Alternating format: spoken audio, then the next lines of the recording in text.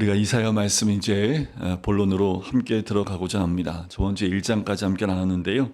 이사야를 읽다 보면 전에도 말씀드렸지만 40장부터 문체가 완전히 바뀝니다. 분위기, 신학적 관점, 메시지가 확 바뀌는 것을 느낄 수 있어요. 이사야서는 꽤 복잡한 문학적 구성을 가지고 있는 책이기도 합니다. 이사야서를 그래서 1장부터 39장까지 그리고 40장부터 66장까지 크게 두 부분으로 나눠서 보는 것이 가장 일반적인 방법입니다. 1장부터 39장까지의 말씀을 통으로 함께 보면 어떤 내용이냐면 이스라엘에 대한 심판의 경고가 세 부분으로 나타나요. 그리고 모든 이야기는 결국 마지막 39장의 한 사건, 바로 예루살렘 멸망과 바벨론의 포로가 되는 결말을 향하여 가고 있습니다. 하지만 1장부터 39장에는요, 포로된 후에 하나님의 언약의 약속이 성취된다는 소망의 메시지가 또 곳곳에 등장을 해요. 그리고 40장부터 마지막 장까지는 그 소망의 메시지를 굉장히 자세하게 더 발전시켜서 우리에게 소개하고 있는 부분이 40장부터 마지막까지의 내용이라고 보시면 됩니다. 자, 우선 1장부터 39장까지 내용에 초점을 맞춰서 보게 되면 특별히 1장부터 12장까지의 내용은요, 예루살렘을 향한 심판과 그렇지만 그 가운데 구루터기와 같은 소망함이 있음을, 또 거룩한 씨를 이야기하며 그 소망을 이야기하는 장이 1장부터 12장까지의 내용입니다. 특별히 첫 부분은 이사야가 본 환상으로 예루살렘에 대한 심판과 소망에 관한 것을 이야기합니다. 특별히 이사야가요, 언약에 불순종하고 우상 숭배하고 불의를 행하는 지도자들을 꾸짖는 것으로 1장이 시작을 합니다. 그러니까요, 이들은 하나님만 섬기도록 택함받은 백성임에도 불구하고 이들은 하나님이 아닌 다른 것을 섬기기 시작한다라는 거지요. 그런데 이 시대도 마찬가지입니다. 하나님이 관심 있게 보는 대상은 그리스도인이고 택한 백성들입니다. 그들이 어떤 모습이냐가 중요해요. 그러니까 이 땅에 다른 사람이 중요한 게 아니라요, 내가 중요한 거예요. 내가 우상을 섬기고 있는지, 하나님 말씀대로 잘 순종해 가고 있는지, 이 땅에 있는 많은 교회 목사들이 복음과 진리 가운데 온전히 서 있고 하나님 뜻 가운데 죄된 자리가 아니라 하나님 말씀 가운데 잘 서 있는지 굉장히 중요합니다. 그게 1차적이에요. 그래서 그 부분을 먼저 꾸짖으면서 이야기하시지요. 하나님은 예루살렘을 심판하기 위해서 이스라엘을 정복할 나라를 보낼 것이라고 말씀합니다. 그것이 이제 아수르가 되겠고 바벨론이 되겠지요. 자, 이것이 정결케 하는 불과 같아서 이스라엘에서 쓸모없는 것을 태워 회개하게 하고 하나님께 돌이킨 남은 자들이 거하는 새 예루살렘이 세워질 것이라고 얘기해요. 이게 이사야에서 거의 핵심이라고 보시면 돼요.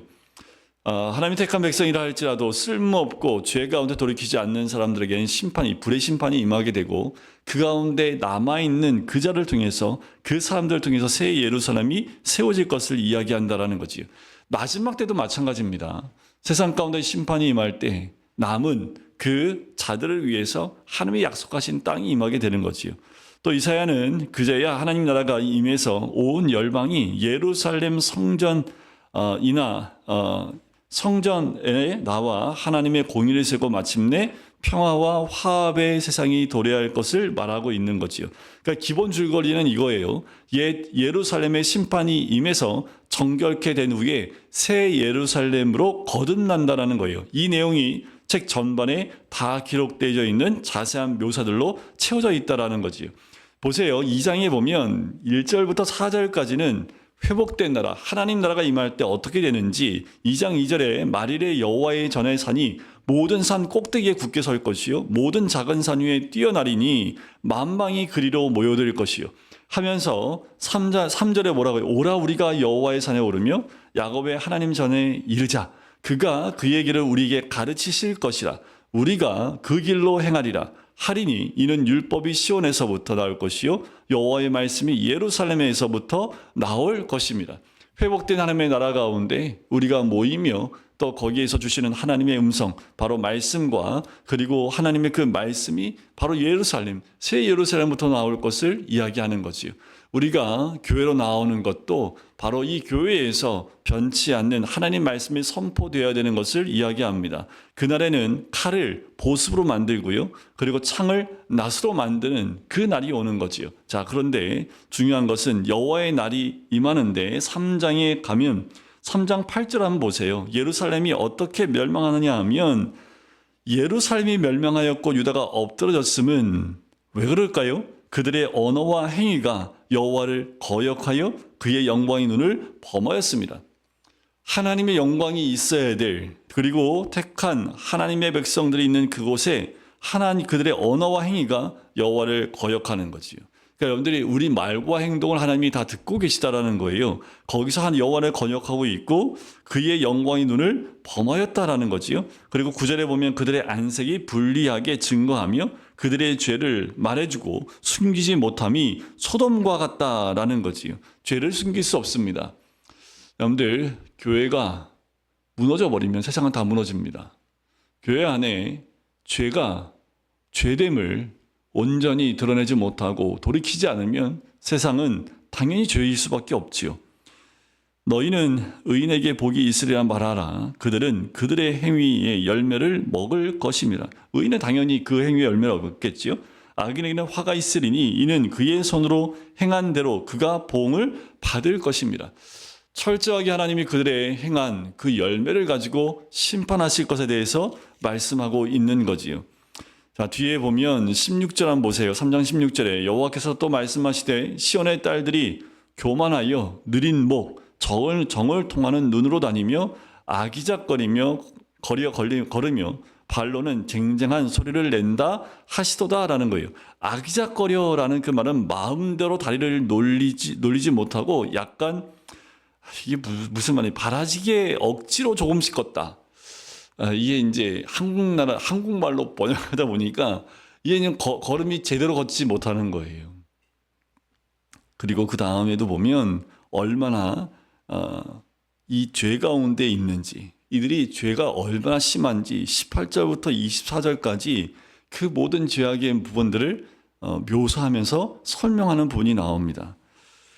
자, 그 가운데에도 4장에 가면 2절 한번 보세요. 그 가운데 그날에 여호와의 싹이 아름답고 영원할 것이요 그 땅의 소산은 이스라엘의 피난자를 위하여 영화롭고 아름다울 것이며 시온에 남아있는 자 예루살렘에 머물러 있는 자 곧 예루살렘 안에 생존한 자 중 기록된 모든 사람은 거룩하다 칭함을 얻으리라.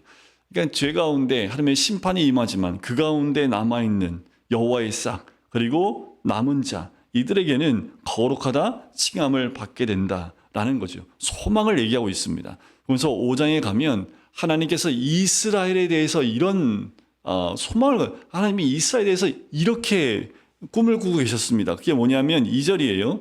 땅을 파서 5장 2절에 보면 돌을 제하고 극상품 포도나무를 심어도다. 그 중에 망대를 세웠고 또 그 안에 술틀을 팠도다. 좋은 포도 맺기를 바랬더니 뭘 맺어요? 들포도를 맺는 거지. 우리가 믿음 가운데 좋은 열매 맺기를 주님이 기대하고 계시는데 그래서 극상품 포도나무를 심었는데 포도나무에 무슨 열매가 맺혀요? 맛 하나 없고 시기만 하고 먹을 수 없는 그 포도만 맺게 된 거지요. 그 표현으로 이 예루살렘 주민과 유다 사람들에 대해서 이야기하는 거예요. 4절을 보세요. 끝에 내가 좋은 포도 맺기를 기다렸거늘 들포도를 맺음은 어찌 됨이냐라는 거예요. 7절에 보면 포도원은 이스라엘 족속이요 그가 기뻐하시는 나무는 유다 사람이라 그들에게 정의를 바라셨더니 도리어 포악이요 그들에게 공의를 바라셨더니 도리어 부르짖음이었도다라는 거지요. 그들이 진리의 말씀 가운데 하나님을 온전히 섬기는 가운데 하나님 열매 맺기를 원했는데 이들을 통해서 뭐예요? 전혀 오히려 죄악된 모습들이 드러남을 이야기합니다. 8절 보세요. 가옥에 가옥을 이으며 전토에 전토를 더하여 빈틈이 없도록 하고 이 땅 가운데 홀로 거주하는 자들은 화 있을진저라는 거예요. 이제 이들이 심판하는데 어떤 화가 임하냐 하면 가옥에 가옥, 전토에 전토를 더하여 빈틈이 없도록 하고 이 땅 가운데 홀로 거주하려 하는 자 욕심으로 배 터지는 거지요. 가옥에 가옥을 더하고 전토에 전토를 더해서 빈틈없이 자기 걸로 꽉꽉 채우는 그들에게 화 있을진저. 11절 아침에 일찍 일어나 독주를 마시며 밤이 깊도록 포도주에 취하는 자들은 화 있을진지요. 지금 이스라엘 백성이 화를 당할 수밖에 없는 모습들이지요. 18절에 거짓으로 끈을 삼아 죄악을 끌며 술의 줄로 함같이 죄악을 끄는 자는 화 있을진지요. 20절 악을 선하다 말아 하며 선을 악하다 하며 흑암으로 광명을 삼으며 광명으로 흑암을 삼으며 쓴 것으로 단 것을 삼으며 단 것으로 쓴 것을 삼는 자는 화 있을진저. 그러니까 한마디로 거짓 부렁만 꽉 찬 거예요. 다 거짓이에요. 진리를 거짓으로 얘기하고 거짓을 진리로 얘기하는, 뭐가 선이고 뭐가 악인지도 구분 못하고 악을 선으로 얘기하고 선한 것을 악으로 얘기하는 이런 세대가 되어져 버린 거지요. 이러면 돌이킬 수 없습니다. 심판이 임할 수밖에 없어요. 그래서 우리가 무섭고 두려움으로 떨어야 될 이유는 세상의 진리가 눈을 감고 거짓과 속임수가 당당해지는 그것을 보면요, 우리는 골방에 들어가서 하나님께 울부짖어 기도해야 된다는 거예요. 왜요? 이미 화가 임합니다. 여러분들, 아브라함이 하나님의 약속의 땅에 갔는데 하나님이 여전히 그 땅을 아브라함이 주지 않는 이유는 그 땅에 있는 족속들의 죄가 아직 차지 않았기 때문이에요. 그런데 하나님은 그 죄가 찰 때까지 기다리신다는 건 심판하기 위해서 준비하고 계신 것이 아니라 이 죄가 차기까지 기다려주시는 거예요. 뭐냐면 돌이킬 수 있는 기회를 주신다라는 거예요. 근데 하나님이 인내를 넘어서 버리면 하나님이 심판이 임하는 거지요. 지금 이스라엘하고 이 유다 땅 가운데 똑같은 거예요. 하나님이 기다리시는데 이제 돌이킬 방법이 없습니다. 21절 스스로 지혜롭다 하며 스스로 명철하다 하는 자들은 화 있을진저. 멍청한데 지가 지혜롭다고 얘기하는 거예요. 아무것도 모르는데 다 한다고 얘기하는 거예요. 이거만큼 또 이런 사람들을 쫓아가는 사람들이 있어요. 세상이 어떻게 될지 모르겠죠. 22절 포도주를 마시기에 용감하며 독주를 잘 빚는 자들은 화 있을진저. 제정신이 아니죠. 제정신일 수 없는 거예요. 그들은 뇌물로 말미암아 악인을 의롭다 하고 의인에게서 그 공의를 빼앗느니라. 그러니까 뇌물이 많을 수밖에 없는 거예요. 거짓과 속임수가 난무하는 것은 뇌물이 가득 찰 수밖에 없고, 그러면 정의는 끝나는 거지요. 돈이 있는 사람은 죄를 져도 죄인이 아니에요. 돈 없는 사람은 죄가 없어도 죄인이 되는 세상이 오는 거지요. 언제가 그랬다고요? 이스라엘이 이랬다고요. 마지막 하나님의 심판이 있을 때 그때 이스라엘과 유다 땅 가운데 있었던 그 사회상이 그대로 얘기하는 거예요. 자, 그러면서 중심이 되는 6장으로 넘어갑니다. 근데 갑자기 6장에서 이사야의 소명장이 나와요. 이건 굉장히 중요한 건 뭐냐면 하나님을 직접 이사야가 보게 됩니다. 하나님 보좌에 앉아 계시고 천상의 피조물들이 하나님을 둘러싸고 거룩거룩 만군의 여호와라고 외치는 환상이에요. 이 이사야는 갑자기 그와 이스라엘 백성이 얼마나 타락했는지 깨닫게 됩니다. 하나님의 거룩 앞에 가면 자신의 죄와 이 땅의 죄를 깨달을 수밖에 없는 거예요. 하나님의 거룩하심이 타는 숯불의 형태로 입술에 닿지요. 불은 심판입니다. 심판과 동시에 어떤 역할을 하냐면 정결케 하는 역할이 있어요. 불의 시험이 임한다는 건, 불의 심판이 임한다는 건 반대로 정결케 하는 하나님의 역사라는 거지요. 그 불이 임할 때에 남은 자들은 정결케 되는 겁니다. 이는 그를 멸하려 함이 아니라 오히려 그들의 죄를 정결케 하기 위한 불이라는 거지요. 이사야가 이 이상한 경험을 깊이 묵상할 때 하나님은 그에게 매우 어려운 임무를 줘요. 그게 뭐냐 하면 이사야한테 다가올 심판에 대해 계속 선포하라고 합니다. 하지만 이스라엘이 듣는데 듣질 않아요. 그래서 예수님도 이 인용한 말씀이 뒤에 나오는데 6장 1절부터 6절까지가 이제 좀 전에 설명했던 그 내용이 나오고요. 그리고 하나님께서 이사야를 통해서 선포하는 심판의 메시지를 전하는데, 자, 내가 누구를 보낼까 했을 때 이사야가 내가 여기 있나이다고 얘기를 하지요. 9절에 여호와께서 말씀하십니다. 이 백성에게 이르기를 너희는 듣기는 들어도 깨닫지 못할 것이요 보기는 보아도 알지 못하리라 하여 이 백성의 마음을 둔하게 하며 그들의 귀가 막히고 그들의 눈이 감기게 하라. 염려하건대 그들이 눈으로 보고 귀로 듣고 마음으로 깨닫고 다시 돌아와 고침을 받을까 하노라 하시기로.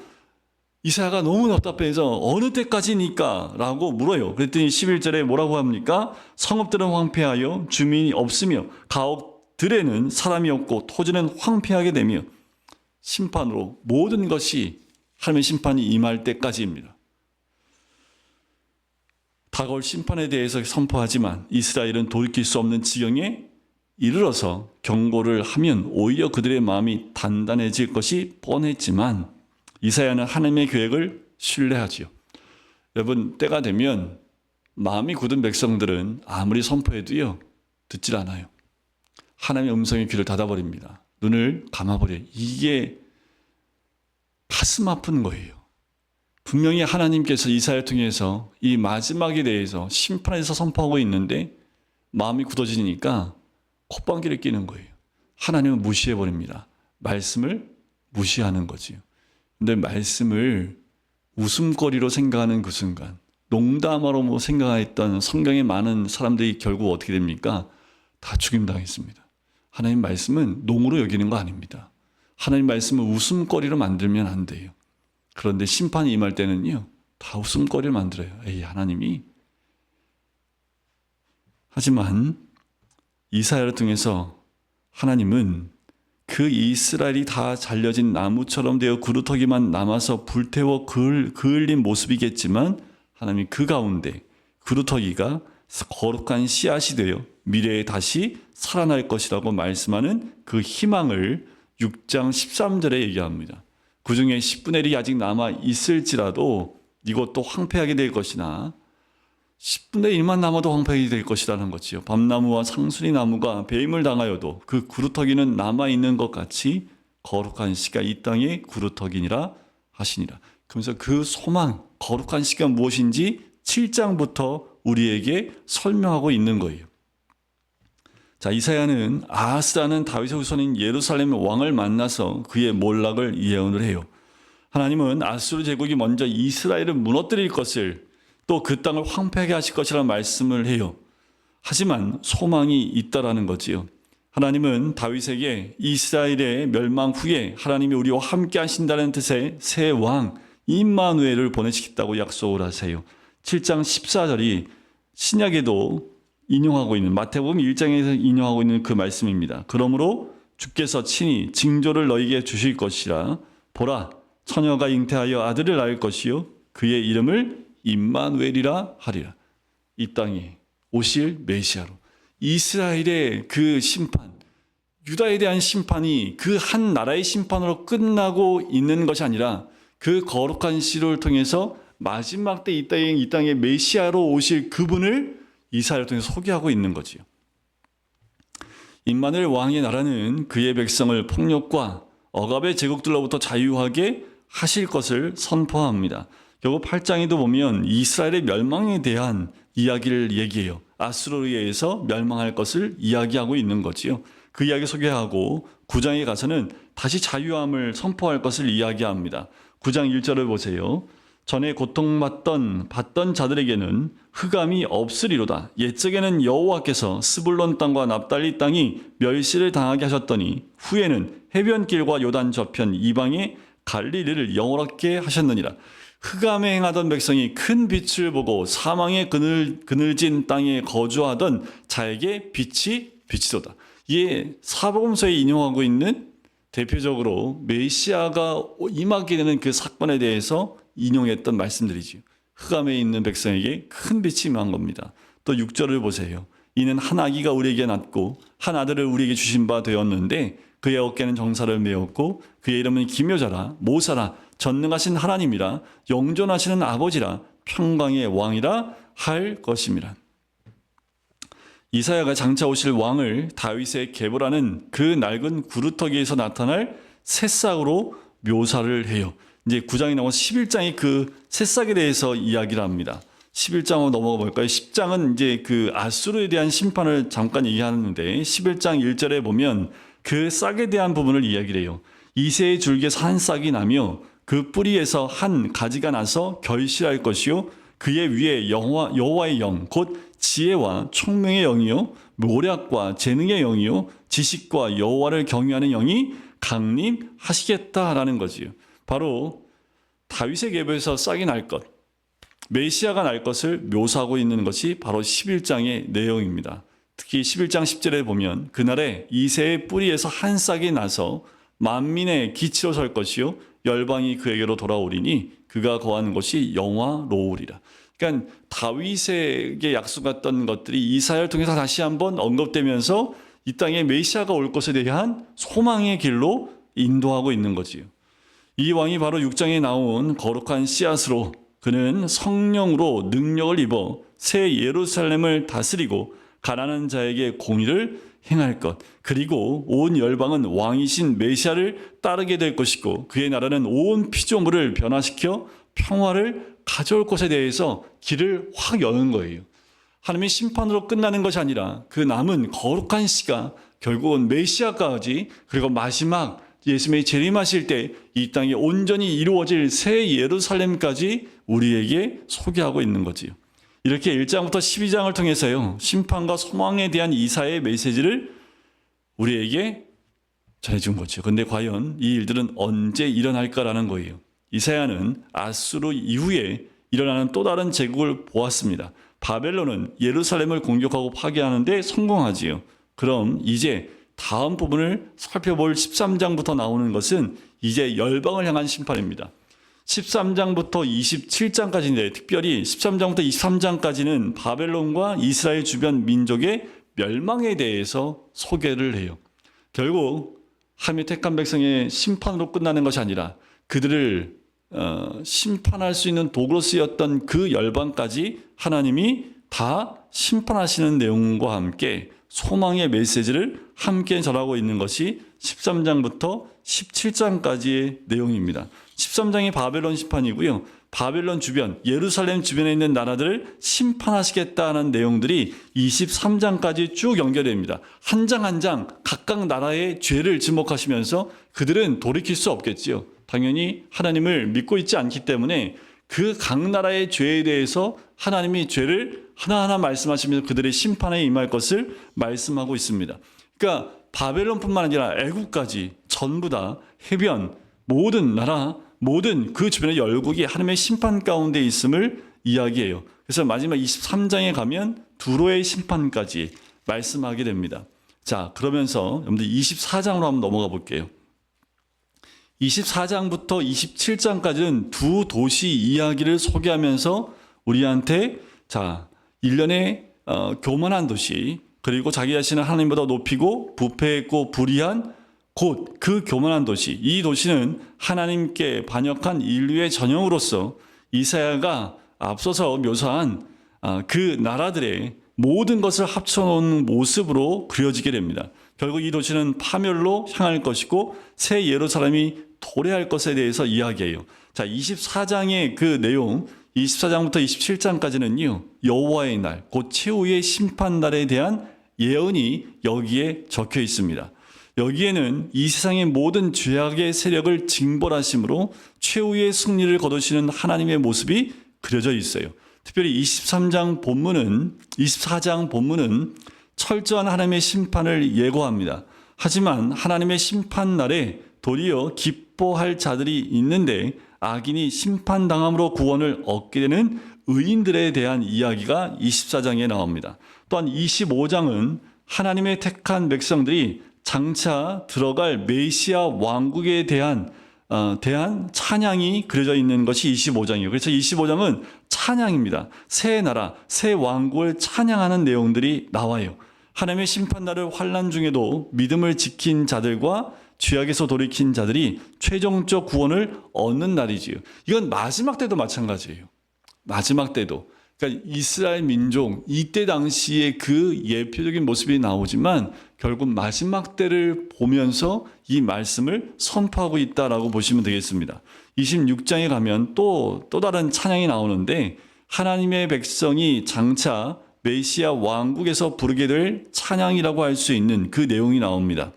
그리고 26장 본문에는요, 이사야는 하나님은 신실하기 때문에 믿음으로 고난을 인내하는 자들은 구원을 얻고 기쁜 노래를 부르게 된다라는 것을 것과 최후 심판의 날에 의인과 악인이 구분되어 각기 응분의 대가를 받으리라는 것을 강조하는 내용이 26장에 있습니다.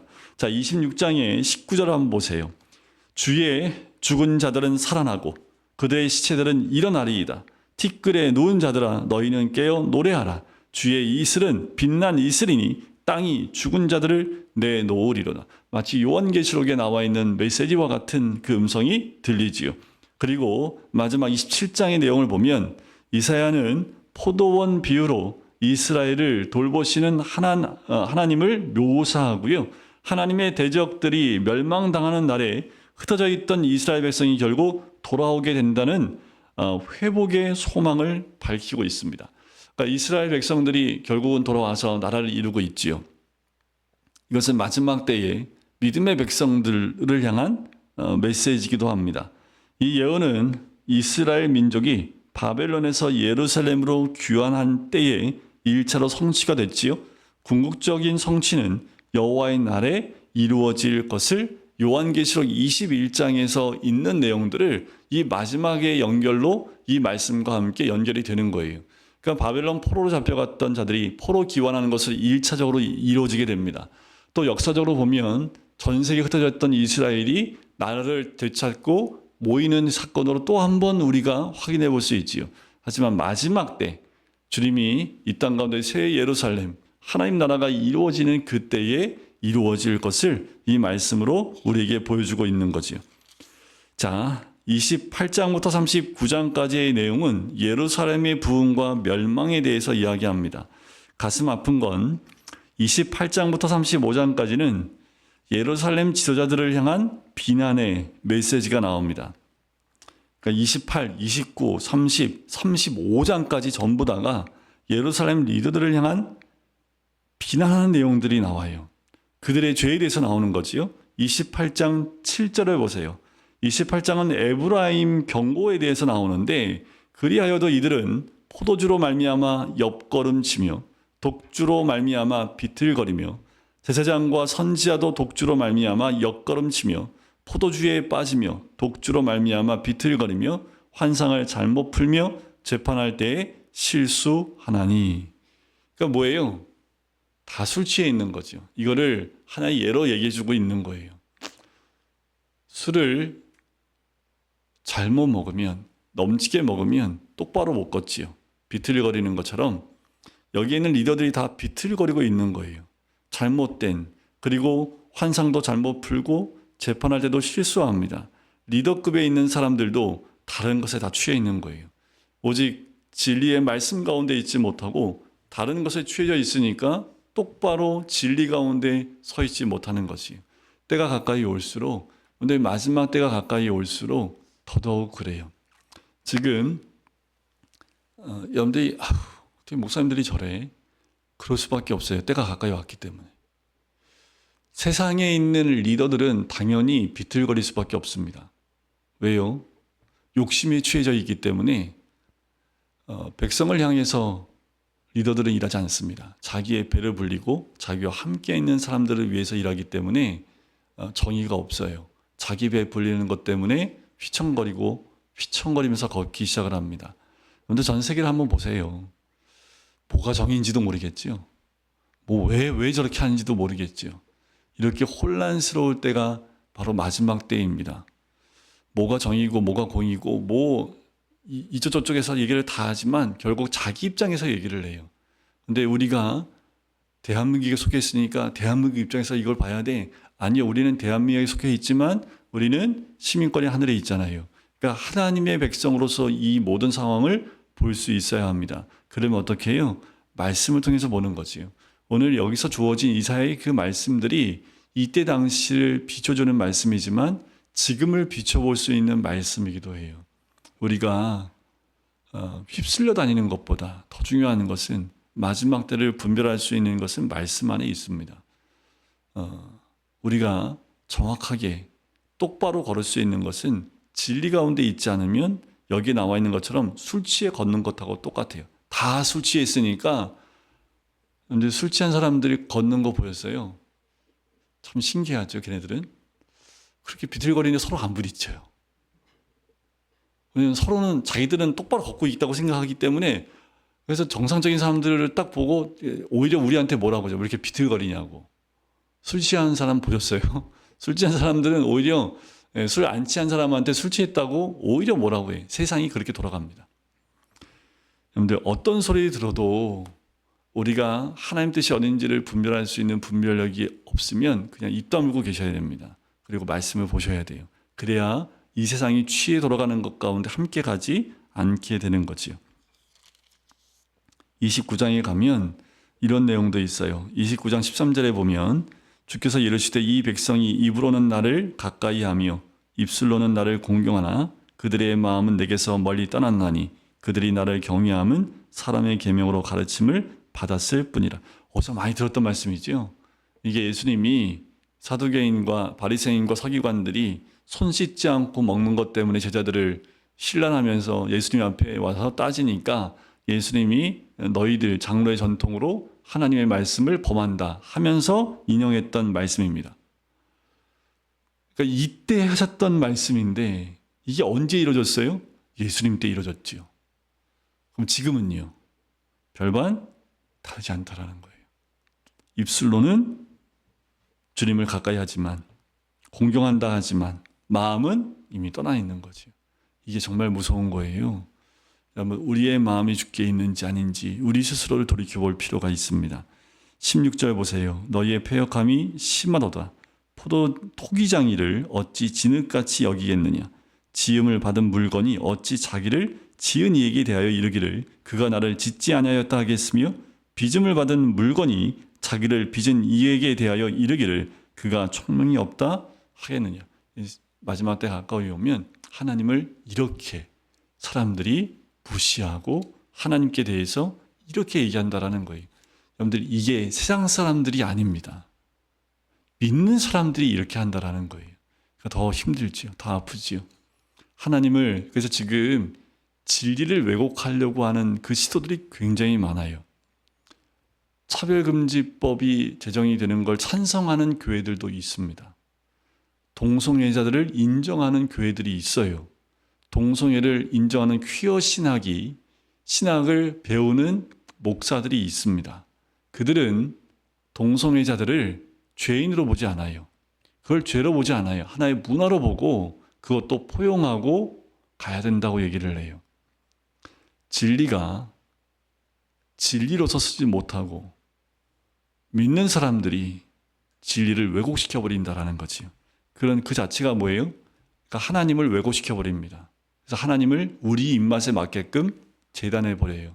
토기장이가 진흙을 뗐다 붙였다 하면서 우리를 만들어야지 그 만들어진 우리가 하나님을 뗐다 붙였다 하면서 하나님을 우리가 만들어 버리고 있다라는 거예요.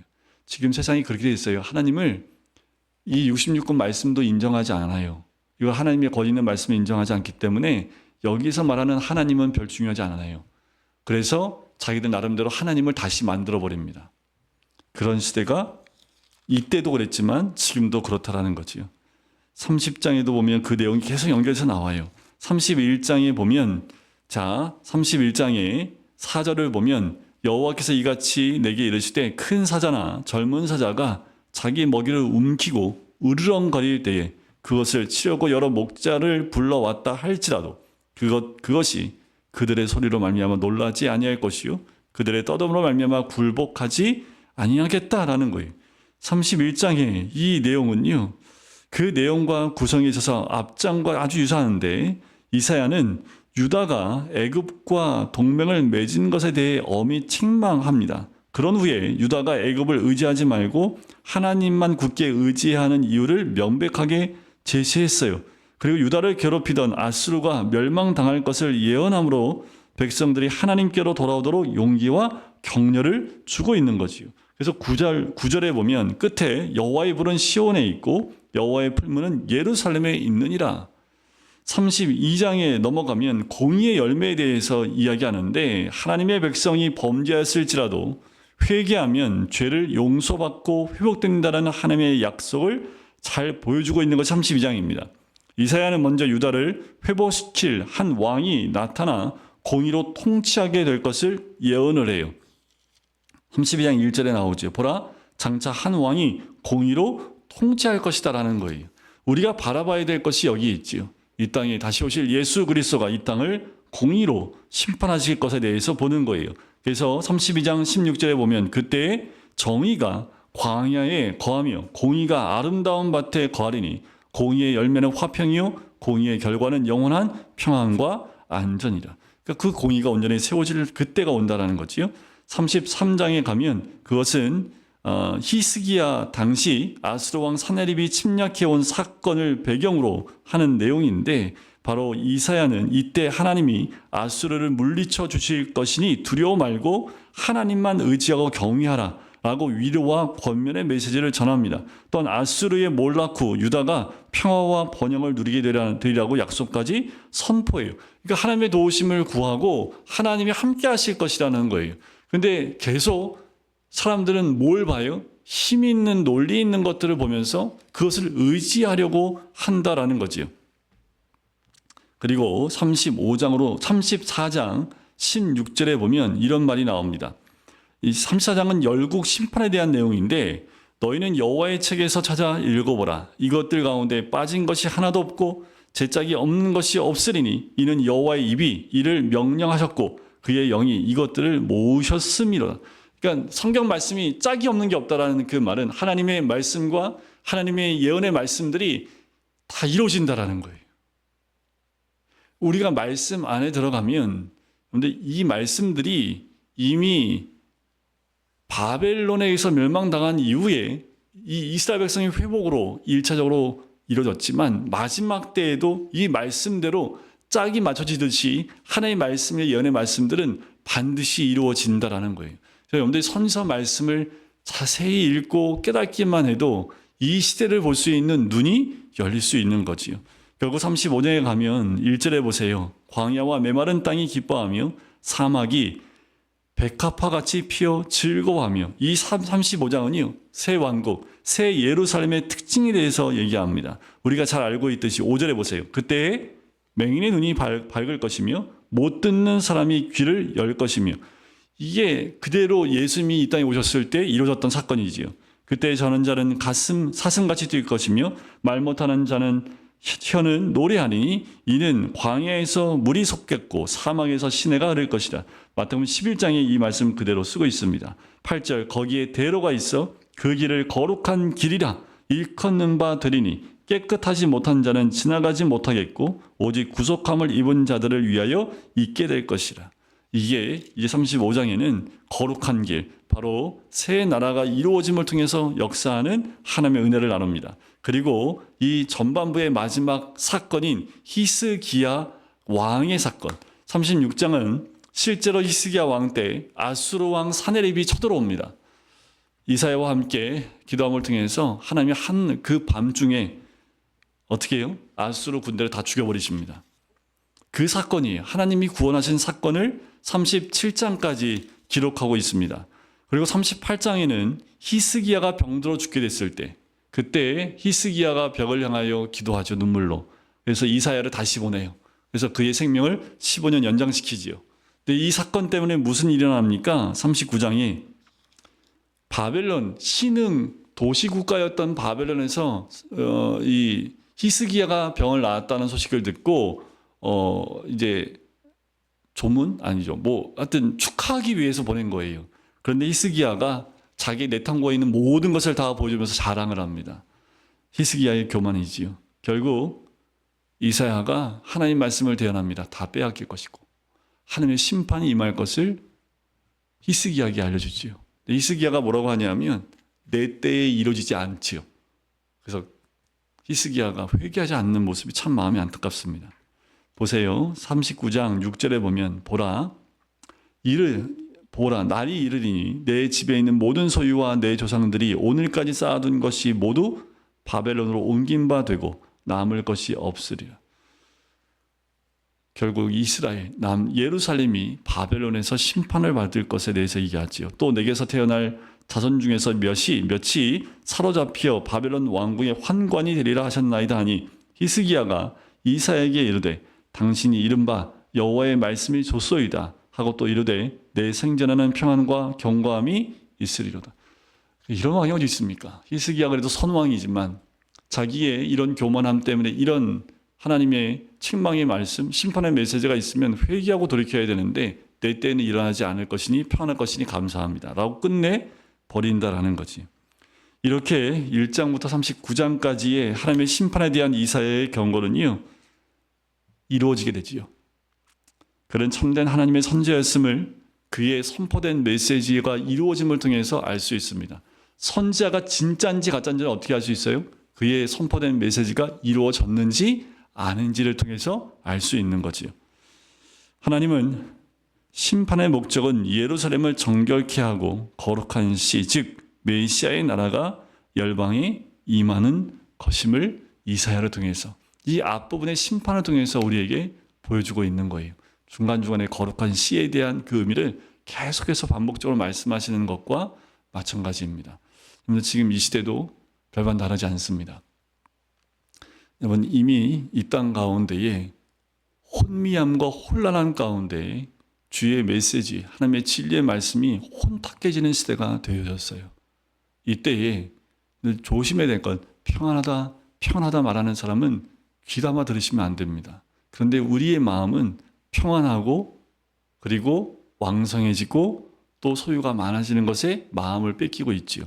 그러면 이사야와 같이 마지막 때의 경고의 메시지를 듣지 못하는 거지요.